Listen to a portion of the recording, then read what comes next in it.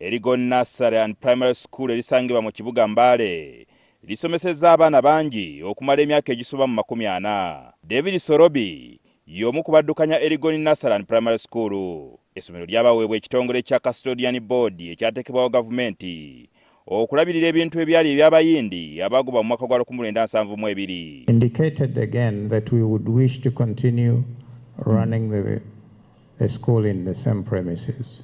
Patel Parima arumiriza Sorobi mu kakiiko k'omulamuzi Catherine Bamugemereire okwagala okubatwalako essomero lyabwe. Nobody approached me making an offer or informing us of the lease renewal application done behind our back.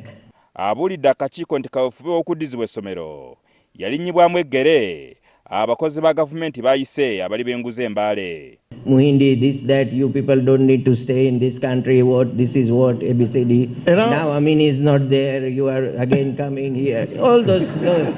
Abbas Manafa naye nga munnayuganda yaweebwa ekizimbe ekyali eky'abayindi mu mwaka gwa 1974. So he's called Parimal B. Patel. Primary B. Patel. Yes, okay. Yajja ng'agamba nti yafuna power of Anthony. I have not repossessed that property. It was repossessed by my uncle Prafulbhai R. Patel. Abayindi bagamba nti bino byali byabwe kati baagala bibaddizibwe. Commission mutuyambe, tuli mu bulumi bw'amaanyi nnyo banna, tuli mu bulumi. Akakiiko kakizudde nti omuyindi Parima wetwogereranga y'omu ku bagagga b'Embale ng'ayina poloti z'ettaka 25 mu kibuga kino. Plot 3 Republic Street Patel, plot 24 Patel, plot 30 Parimal Patel, plot 30 Parimal Patel, plot 39 Bwalasi View Parimal Patel, and the list goes on for 25 plots.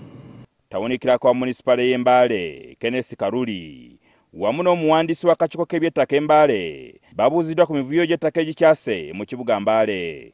But here is a person who bangs the table and says, I am the chairman. Akakiiko kafunye obujulizi obulaga nti ebifo nga paaka ya Loole, Uhuru Paaka, ekifo abaana mwe bazannyira ne Mbale Golf Course waliwo abantu ababyegabanyizza. So what is the state of Uhuru Park now?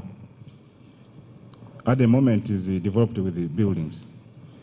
Jingo Francis, NTV, Mbale.